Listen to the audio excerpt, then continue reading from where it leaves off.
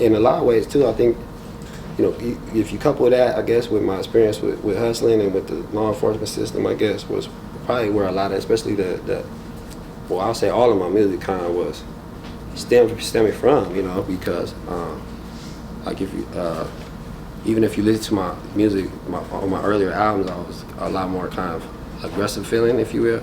Game rules, nigga, game rules. Game rules, I wrote truths. It's no day lose. Swearing there was hope, but end up getting tattooed by my motherfucking neck. I'm a goddamn fool, leaving a fucking bullet wound. Lucky they didn't get left in two pieces. I'm seeking that golden egg like seeing you. Touch my motherfucking dollars, nigga, I'll leave you bucks, see your demons. But a lot of that kind of really came from just, you know, kind of being picked on in a certain light, you know. And especially, like, I didn't really get picked on a lot from wherever I lived, you know, at my home kind of base, a little bit, but nothing major. School was the one that was really, you know, where, sheesh. When I was in Reno and even a little bit in Sacramento, not so much, like, yeah. But it's just, you know, the kids at school is very mean, you know, like, what's wrong with you, what happened to you? Like, so I used to get mad, people stare at me. And it just made me feel very, like I'm always got to be confrontational all the time, you know, because I'm feeling like, I guess if you're not making sure they're not looking at you, then they looking at you and, you know, putting you in a light that ain't true, or that, you know, downing you kind of thing, because people can stare. And I guess that being immature too, I think that's what also made it worse. You know, nowadays kids stare at me all the time, and I embrace it. Whereas before, when I was a kid, you liable to get cussed out, you know, like, right. You know, and not realizing that kids are just curious by nature. It's not that they even think, I guess, something is, you know, wrong with you in that way. They just want to know, well, what's going on here. Right. And I remember there was a time I started developing a story for kids, and it was kind of like in between when I was a kid and get mad, like what the heck you looking at, and cuss a little kid out because I'm a little kid too, to where I am now, to where I kind of like embrace it. And I used to tell kids, this is around the time when I was like 24, 25, first having my kids, and if a kid say, what happened to you? Then I say, I got hit by an airplane. And I tell me this whole thing, and by the time I got told the story, I said, it went like this. I got hit by an airplane. I was on my roof, and I was fixing my roof, and an airplane came by, boom, hit me, and I flew in the air. When I flew in the air, I hit the ground, and when I hit the ground, a train ran me over. And after I got, and this what happened, they're like, oh. So I kind of like ended it, you know, as far as, you know, having a, you know, I guess explain it to them, but also didn't make them feel bad, you know, kind of a thing, you know. Right. Because it ain't cool, you 20-some years old cussing out a little kid. Right. You know, so, yeah, but now I embrace it just because I think, you know, it's just one of those things, kids just curious, and how you react to them might actually form their opinions about people, if not like me, but similar, you know, being different, if nothing else, in a way that might be healthy or unhealthy, you know, good or bad. But, you know, when I was a kid, I didn't really understand that. I just understood people always singling me out. Everything is difficult. I can't go in here, or can't fit in this store, can't go to that place. You know, everything's a problem wherever, you know, schools, teachers just want to say I got it, you know. Like one time I was in 7th grade, and I remember I just started at a new school in Sparks because my mom had moved back to Reno for a minute. And this dude, basically I came in the classroom my first day, and the teacher pointed me where to sit on the at the desk. And this dude come in, he late to class looking like a little thug kind of dude from Reno, however.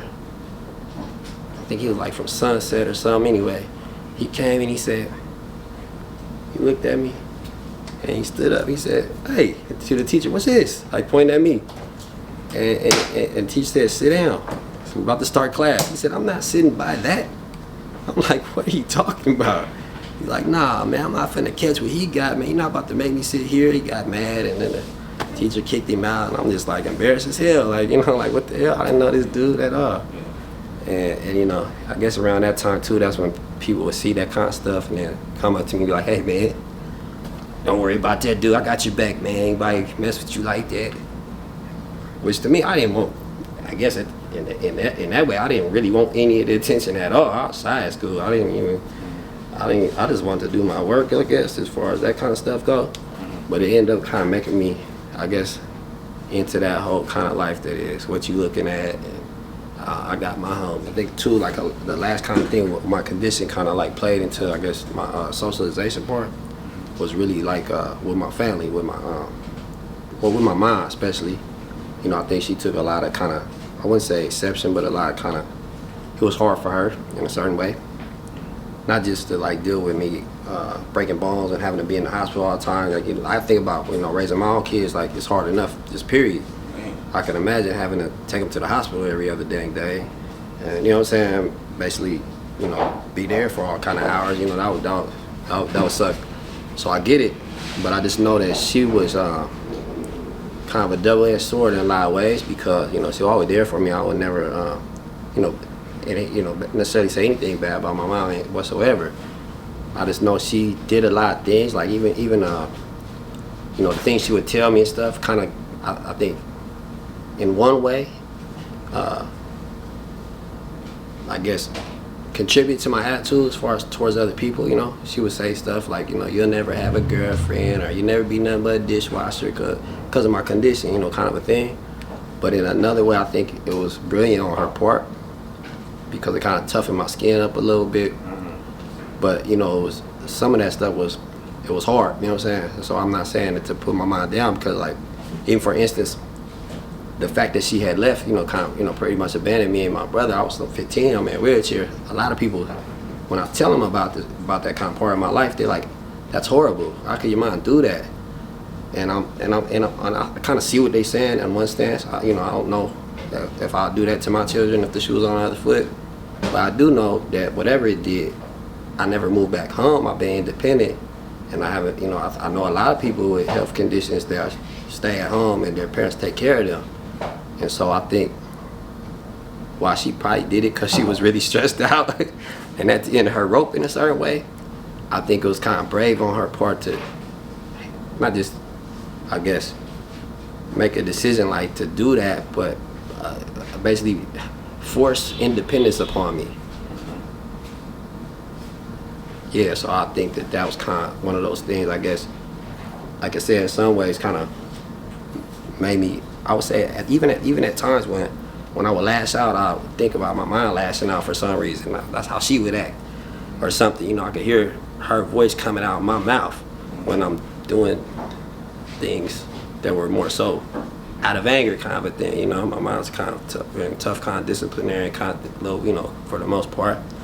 But I also think that without those kind of things, I would have never kind of, you know, got to the point in life I have, whether that be with having my own children, or even, you know, being independent, or, you know, even going to school. You know, I think it's the amount of toughness you have to have.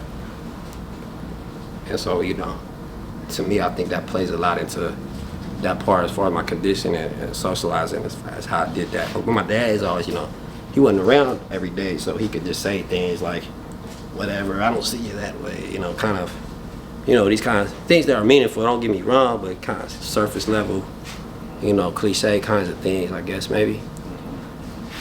And my mom kind of like, I don't know, put that kind of into me as far as the difference between kind of like being a victim, if you will, or being sad for yourself, or otherwise aggressively, you know, chasing whatever it is, even if it's somebody else's neck, I guess, but you know what I mean? But I think that's been invaluable to me as far as how it relates to how I see myself with my condition. Yeah. Yeah. Your mom kind of just forced it on you, huh? Yeah. I think so, like in a lot of ways. Not just like she forced it on me as far as having to face it and look at myself in the mirror and deal with it, I guess. Yeah. But also even in you know, in reality or whatever, you know, as far as, like I said, when she left, her words, or exactly words was, I'm moving to Reno, you're not. Call your dad, it's his turn. Bye, kind of a thing. And so I always wanted to be independent from a young age, so I was kind of happy to have a chance to. I had no parents around. I guess maybe any 15-year-old or whatnot would maybe see that being good on a certain level. But after that wore off, I called my dad, obviously, because I didn't have nowhere to go. My dad was like, it's not a good time, and the way our relationship was, that's all he had to say. You know, I didn't beg them and otherwise try to make it a point to, you know, I had a lot of friends I could stay with, you know, at the time, and I just ended up just kind of couch surfing until I finished high school. But yeah, I think like, at first when people first be like, man, your mom horrible for doing that shit, I can see leave her son, you in a wheelchair too, man, I could, you know, I hear what they saying, but I don't think they feel the whole bigger picture of it. They kind of coming from an angle that's real on a certain level. Yeah, it's real, but it's also not the whole. That's not the whole. You know what I'm saying? That don't do my mind justice in that way. They just try to make it seem like she was a bad person. You know what I mean? So yeah, I think that she was kind of instrumental, I guess, in that way, as far as how I end up, you know, seeing myself, to be proud about myself, or even whatever I, you know, can. On a certain level, then my support system kind of like failed me on a certain level, but at the same time, things is actually kind of what I need on a certain level too. You know, to me, that go back to again, like this, to being lucky to have, you know, kind of got out of the situation to, you know, a point to where I got to, is, you know, that was a thing that I feel like was a real roll of the dice, you know what I'm saying, for my mind to do. I don't know, I could have made the same, you know, decision, but at the same time, definitely, like, especially like when I first, you know, start, you know, going to jail and stuff, like I couldn't really call nobody, I ain't get no money on my books. But, you know, at the same time, that's good, because then I didn't want to go back. You know, I want to make better decisions, because, you know, maybe if people sometimes, you know, like, I don't know how I feel if my son went to jail. I think I'll try to think to myself, like, I don't think I'll give him no money either. Not because it's nothing personal, but I just feel like that's a kind of responsibility. So, a lesson, yeah. Yeah, a lesson. And so, you know, from my support system went from being, you know, whatever I had with my parents, to being basically what I had as far as extended family. You know, like, you know, to this day I still call the Broadways my mom, because that's where I would go back then to whether get her meals or stay the night, or, you know, she stayed close enough to the school. People like Amira and Stacy, they were like, you know, it just became like, if I didn't have the people that were there for me then I would, it wouldn't, nothing would have happened, whether it's with the music, with my education, none of that. It, you know, so I still have those bonds, you know. Even like Leonard, Avis, you know, all those people, you know, they're like my family now too. You know what I'm saying? So I would say on a very significant level in my life, my support system kind of. My family was never one of those families where we had 50 aunts and uncles, and, you know what I'm saying, we have family reunion. I guess on my dad's side they did, but that wasn't really where I was embraced or otherwise experienced my life. And, you know, I never, like, I don't know their names, most of them kind of a thing. But as far as, you know, on my mom's side especially, and even just growing up, like, I didn't have a lot of family ties in that way, you know what I'm saying? And my mom, she's very antisocial. Like, my mom don't understand to this day how I have so many, you know, friends, or, you know, that much love, I guess, from people that ain't blood, I guess, you know? And so it wasn't like we had a whole lot of people around us, you know, when I was smaller, but when she did end up going, that changed for me anyway, to where I could, you know, I got a whole lot of people I consider family that, just based on what happened then and them having my back, you know what I'm saying, to this day, you know, and that was 30 years ago, so, you know, I think that's a very important part of it, you know, even like when I got established and bought my house and stuff, you know, the youngsters be in the neighborhood and they doing whatever they doing, I never really try to front on them. I always try to be cool, you know, and try to point in the right direction, or otherwise be there in whatever way I could for them. Just because, you know, like, I already knew, I guess, the difference that I could make as far as, you know, what happens. And don't get me wrong, it wasn't like, it ain't been perfect. You know, not everybody I know got lucky, I guess, you know what I mean? But still, I think it's important that a lot of people don't forget that, especially if you've been through it, you know. just gonna ask you if you were ever like a blood or was the hell of bloods in the neighborhood? Nah. Homies? I say cuz, I say blood. Only reason I use either one of those terms is just that's how everybody else talk. You know, it's just a way. I remember one time I was at a party, and the dude, I was drunk, and I just kept saying blood because a lot of people say blood, not because they gangbang, but they just OGs or something. Hey, young blood, how you doing? It's not meant that way. You know what I'm saying? And so I said, hey man, can I get some more Hennessy blood? And he said, don't blood me. I said, oh, I'm sorry. You want me to call you cuz blood? Like, oh. You know what I'm saying? And it was kind of like turned funny because then everybody started saying cuz blood, just to denote to say like, you know what I'm saying, Sacramento, you gonna say Crips or Bloods just because that's what's going on. But you trying, like for me, I'm trying not to offend nobody by using words like that. Just, you know what I'm saying, it's out of habit, it's out of the lingo, it's not meant all the time. Of course, sometimes it is, but even to this day, I don't think, that might have been a thing way back in the late 80s, early 90s, as far as red and blue being against each other kind of a thing. Right. But as of today, I don't even know that it much matters which ones you use. You know what I'm saying? I got friends from both sides of the rag, from different, even hoods that don't like each other today. I got real ties to each one, and so I don't do none of that kind of stuff. You know, if it ain't about dollars, it don't make sense kind of thing. And so, even with the youngsters, whenever they come around me and try to even gangbang in my presence, I tell them, hey man, don't do that around me, bro. Right. You know what I'm saying? They respect it, you know what I'm saying? Not that it would be like somebody I don't know, but like for somebody like I got ties to, and don't be throwing gang signs up when you in my car, bro. Right. They like, sorry, kill, sorry, you know, kind of a thing. Yeah. You know, but I don't. Look for your car later and shit. Well, all that, and I just don't condone that kind of thing. I tell them they silly for that stuff. Yeah. Because you pledging an allegiance with your life to what? Even if it's to each other, to say that, but don't put it on these kind of situations that are ultimately just tied to gangs. You know what I'm saying? But it's easier said than done, I guess. I can see why some people do it. For me, it didn't make sense, and I'm a type of person who like to think about things logically. You know. I guess in another way, if I double down, it'd make a lot of sense, but nah. Sure. To me, it's like I don't know, it's two negatives, I guess, if you will. Even though in that way equal positive, but in the gang world it doesn't. You know what I'm saying? And besides, why would you turn down? I guess if you in it to sell weed, which was what I started to do, why would I cut off half of my clientele, if not more, by claiming the gang? That doesn't make sense. It's the more the merrier, I think, how it go. But whatever. I never liked it. And gangs was real big in Reno too, you know. And so I already had, you know, I guess experience being around it, you know, pretty much all my life. Okay. Who influenced you to first start rapping?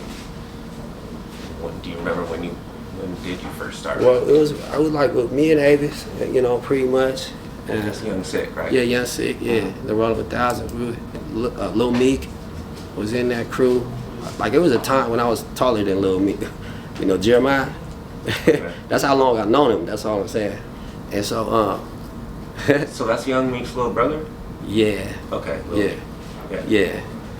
And long story short, we used to just all rap all the time, and Avis, he used to have this little keyboard thing, and he'd make beats, and then Avis used to also do this thing with the tape decks, where he'd take like, especially like on Too Short, he would have a long end of the song beat going.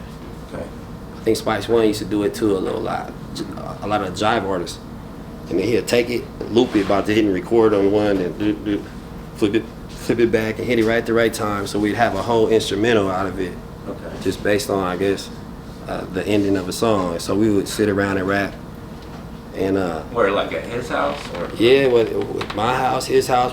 The first car that I had, it was a station wagon. We used to call it the battle wagon. And we used to just sit in there, and the transmission started going out on it. It wouldn't go past 40, but we'd drive it to Cal Expo. To either go to the fair, I don't know, whatever we was doing, to go out. Arden Mall, that was a thing. But we'd just be all in there rapping, and it was kind of a thing where I guess everybody liked Davis, especially back then.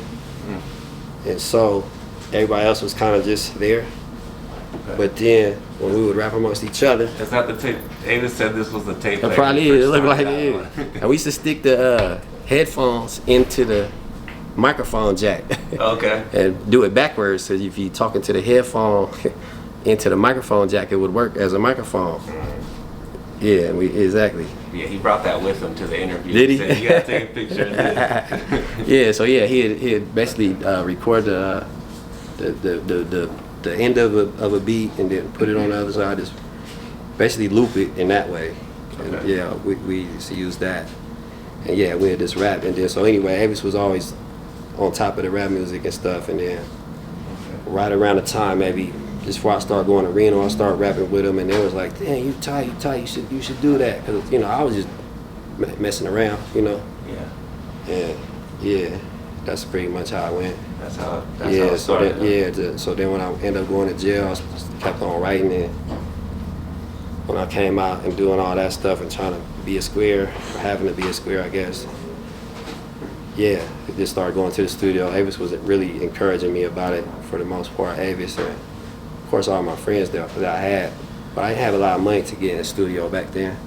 Yeah. That's what part of the hustle part was. But then after I got in trouble, it was kind of hard. But yeah, I think that's why that first album was so short. I think it was like 30-some minutes. Because we were paying for Vision Studios, we were paying, I don't remember, for like 45, 35, a certain amount of money per hour. Right. And with me only having like SSI income, and having to be independent, that was kind of like a stretch. But yeah, Okay. I think the most encouragement mostly came a lot from them, from Avis and them. This is my close friends. Cool. That's what's up. They tell me I was good enough, and then I guess the rest of that I would say was just having a drive to just make it happen. I'm glad they said that, because yeah, you were tight. Well, I think too, like if it weren't for like, put like this, it wasn't like I had like a record labels or even known artists coming at me saying, "Hey, I want you to record." I had to do it myself, and so just to have like I guess a blueprint of being able to sell tapes, if you will, at the time out the trunk. That's stuff that I had already been hearing out of Too Short for since I could remember. Right. And so I think if not even having that kind of idea, that being a possibility, I think that's also was, in an indirect kind of way, very, powerful as far as me being able to put my music out. You know what I mean? Yeah. It's one thing to be tight in circles with your friends, but to drop an album out is a whole different ball. You got to have a different kind of, I guess, playing field. Yeah. And a lot of my friends was of the mindset, I'm not going to drop an album unless somebody sign me. And I was at the mindset of, we finna drop an album because we want to, kind of a thing. Hell yeah. So what? Okay, I'm gonna get to that in a sec. All right. So then, how'd you come up with your name, bro? J-KILLA. My partner KB, he gave me that.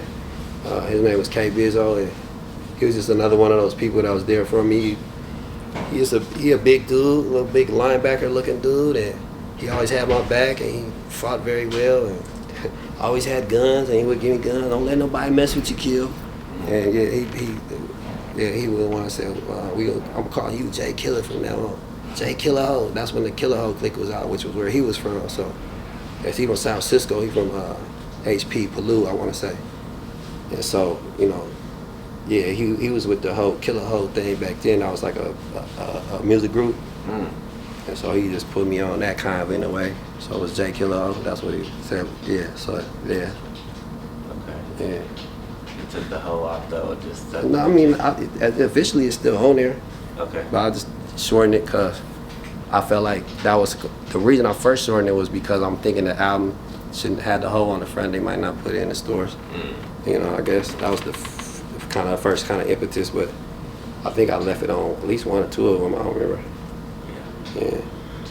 Isn't from Two in the Chamber, AC, and isn't the other dude named Killer Ho? I want to say something like that. Yeah. I think it all ties back to back in the day. It was San Francisco had something like a Killer Ho clique or something. They had albums or something. Kind of like where 11-5 was doing their music, A1 Yellow clique and all that. Yeah. Right around there. I think they had a song, something like that. Okay. Yeah. Yeah. So it's 95 or something. Mm-hmm. Cool. All right. So that's how it came about. Yeah. Homie KB. Yeah, and then Leonard, Lick, one night he gave me the name Crooked Face. When I was trying to make up my record label name, I had like 4 different things picked out. And I said, hey, Lick, which one you think I should pick? And then when I said Crooked Face Production, he said, yeah, that's the one. Cool. So yeah, and then so even to this day, like a lot of people even just call me Crooked Face or Cricket or Face. Right. Yeah, so, you know. That's what's up. Yeah. So Lick gave me the Crooked Face name, I thought of the different, like I ran a list by him, and I remember at that time we was working on some music together, and so it was just natural for me asking what he thought, and he was like hands down, and I felt, I agreed with him kind of. Cool. Yeah. So you go way back with Lick. Yeah. That's what's up. Yeah, we go way back to like 94, 95. Hey.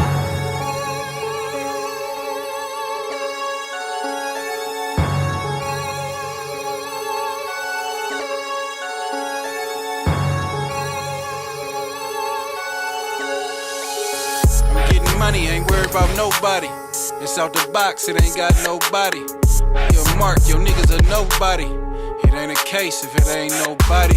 In this rap shit, everybody got a body. Everybody got a chopper, everybody know karate. Everybody is shooter and everybody is gunning. And ain't nobody ducking and running. I can cut it out. Damn, okay. Yeah. So what was the first song you ever recorded then? The first song I recorded, And where? that was the Survival Movements. That was at Vision Studios with Avis. Okay. Yeah.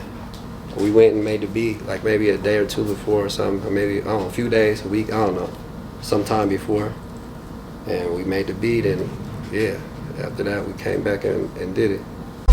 Drink till a nigga late, yeah, till the stakes break. Get up in the drop and run it back. J-KILLA from that villa, 916 South Sack. When you broke it dangerous, Michael's blank, ain't thinking nothing but having bank. Get the drug, get your jacks swerving, never get your jackies walking the plane. Who's crazy out there fooling prince with false white chest, working inside our base. Coming out with $4,000 in hand with no sweat, don't think they can't. And I want to say me and Avis went half on that session, but I think I funded this session and he just did the beat, like, basically kind of thing, you know what I'm saying? Cool. So we were both just hungry to try to, get in the studio. And for me, that was the first time in a real studio, I guess. The one at City College, I would say, is probably better than the one at Visions, but the keyboard at Visions was better than anything they had at City College. Okay. And so, yeah, no, but it was a real big boy studio, So that was Survival Moments. Survival Movements, yeah. Movements, Yeah. that's right. Street Survival Movements, I think, or Survival I Movements. love yeah. that song, yeah. Yeah, I wrote that that was- down here because I yeah. want to bring that song up. That song Yeah. is sick. Okay, so that was the first one. Yeah. Where was Vision Studios and who ran it? It was, if you go down, I want to say 47, and you go over 99, there's like some storage units on the right. Like a storage complex, I want to say. Nah, that's the Bunions right there. The Bunions is there. I think you got to go down, turn by to where the Bunions is. Try to make sure I'm on the right street. 47. Yeah. There's like a U-Haul storage place right there. That's the one I'm talking about. Yeah. Okay. So it's back in there. Okay. And he had like I don't know that he had a storage unit. It was like it was an office like thing, but it was kind of back there behind the storage units for Right. whatever reason. What was his name? Ken Favors. Ken Favors? Yeah, Okay. yeah. I don't know. I want to say about 5 years ago I looked him up and I seen he was doing something around music. But I can't remember exactly what, and I haven't talked to him for a long time. He's the one who taught me how to do publishing, how to set up my business name for the Crooked Face Productions. Yeah. And basically, gave me kind of The ASCAP. the game. Yeah, I ended up affiliating with BMI through. I started a label I still use today, or as far as a publishing company, 43rd Avenue Publishing, and I used that ever since then.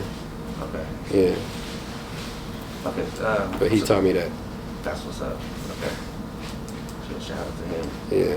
Do you remember when Representing tape came out, that Rolling 1000? Yeah. You remember that? Yeah, that was before I went to the studio, or right around the Right. time that came out, and then shortly thereafter, me and Avis went to the studio. Right. I kind of got ahead a little bit. Yeah, go ahead. Okay. So you remember that though, and then Yeah. okay. So they had that tape already. So you were like, all right. Yeah, And you were already yeah, in it. and that was also their CD came out too, right around that time too. Like either when we were first started recording, but just in that whole little 98, the same. Or the yeah next around year, there, yeah.